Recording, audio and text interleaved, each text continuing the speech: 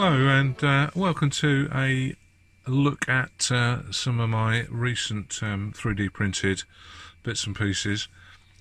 I've been furiously printing night and day really for the last 4 weeks, and as some of these take several hours, sometimes in excess of 15 or 16 hours, I set them going overnight or during the day when I'm at work, and always look forward to either getting up or coming home from work to find out whether the print has been successful. I say that because they're not always successful. You can leave it running for quite a few hours, think it's going okay, and then when you come back from work or get out of bed, you find this. And this is was going to be a T3485, and for some reason I think the extruder stopped working, and once it misses and the filament fails to come out the sort of injector, it loses the surface that it's printing on and then starts printing in mid-air, and you end up with lots of spaghetti, lots of very thin filament that's come through the extruder and not attached itself to the surface. And I'm just rooting around in the bin actually to give you an idea of what it actually looks at. So the model starts there and it ends up like that, because all the stuff that's coming out of the nozzle hasn't sort of located on the surface, and it prints into thin air and you get that. That's happened 2 or 3 times, but that's probably out of maybe 40 or 50, in fact probably even more prints. So it's not too bad. But and of course that was side by side, being printed at the same time, and at the same time that it's sort of lifted off one surface, it's obviously lifted off the other, and that's what happened. And that's what happens when it does it on a Kugelwagen. And one of the other issues is you get a layer shift. So I've got a couple of Panzer IVs that failed, both for the same reason. Where are we? Anyway, this is what happens when you get a layer shift. So it's printing it down, laying all the layers. I mean, you can possibly see the different layers as you go up, very, very thin layers all the way up, and then all of a sudden the printing head has moved, and instead of printing along here, it's moved the whole sort of template that way, and it's started printing again. So of course you get the model in 2 separate layers, and of course that's jinxed, and you can't use that at all. So that's one of the other failures.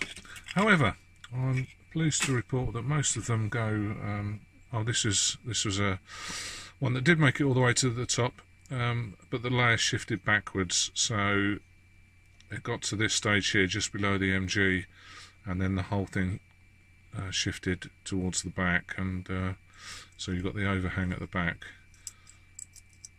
and or it shifted at the front.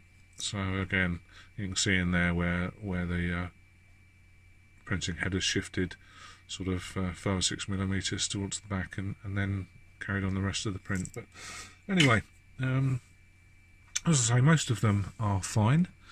This M17 AA anti-aircraft truck had the gun unit.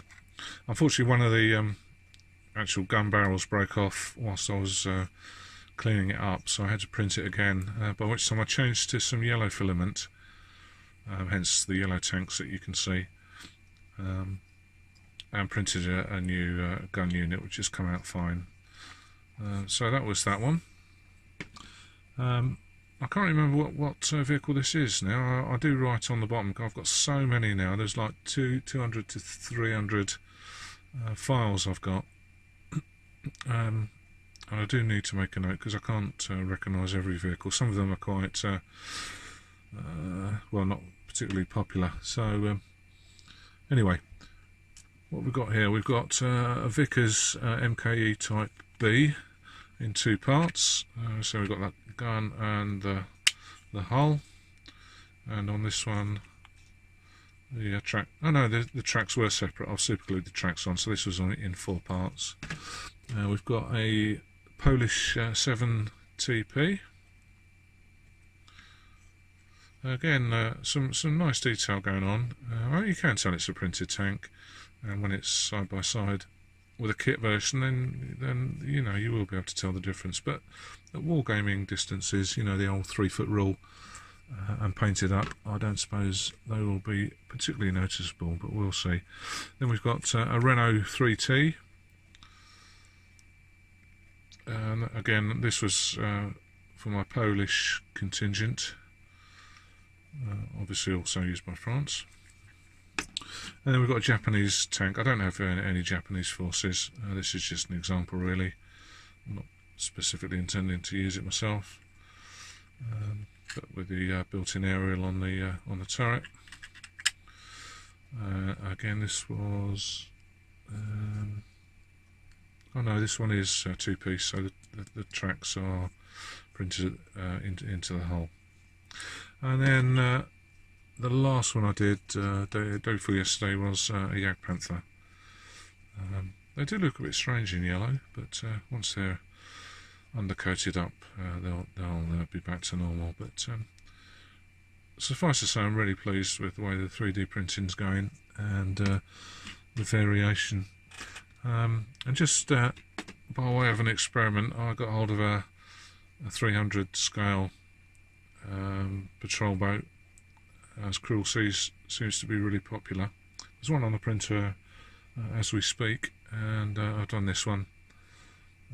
The guns come separately, they are tiny, and you've got to be really careful when you're cleaning these up because the barrels break very easily. But I'll probably replace the barrels with some metal rod, but they come out alright as well.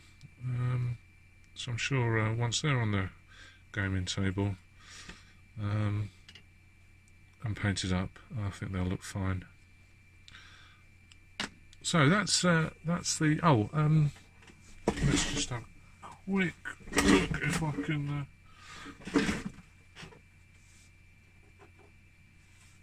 spin my chair around. This just had one coat, but I think you know, once you get the paint on, they look much less like printed 3D prints than they do maybe to start with. So I think I'll be happy when they're all painted up and put on the War Games table. I think they'll look absolutely fine. So really pleased with the progress with the printer, and looking forward to printing some more. So thanks for watching.